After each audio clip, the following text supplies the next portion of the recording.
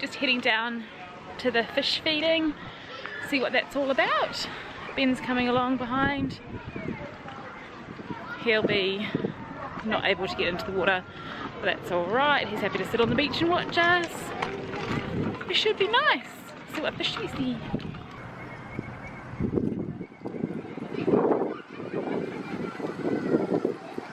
God, Do I make stop. you nervous? Yes.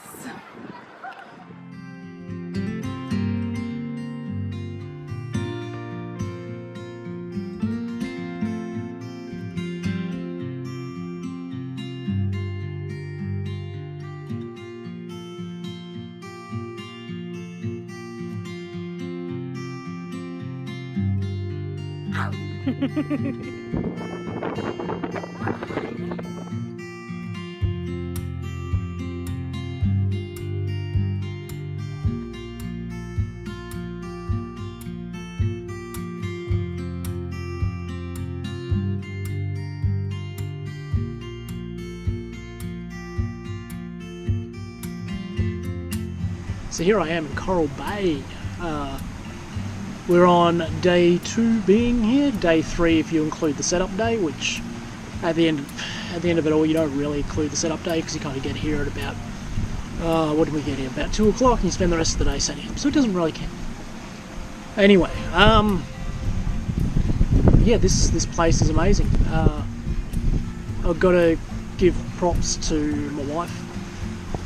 She is absolutely amazing, and without her, none of this would happen.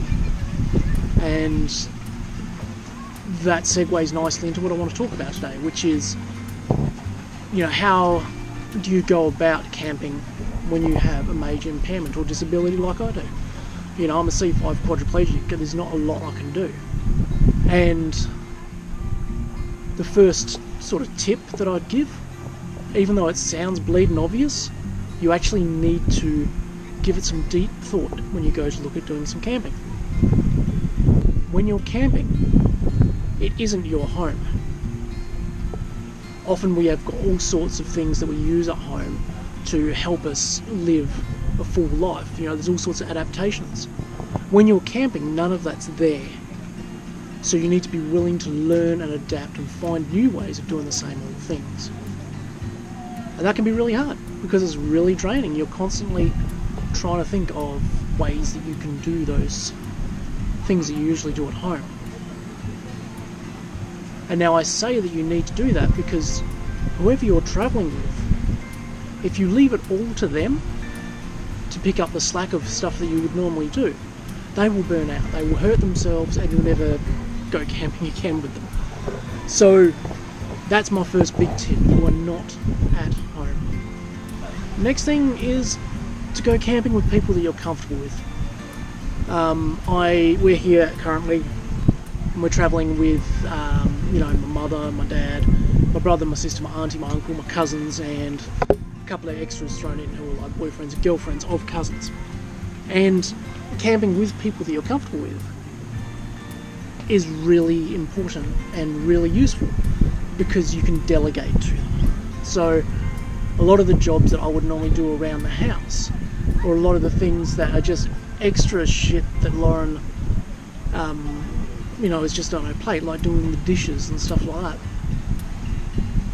If you're travelling with some people that you're comfortable with, you can delegate, you can ask them if they can do that for you. And that makes a massive difference. It really does.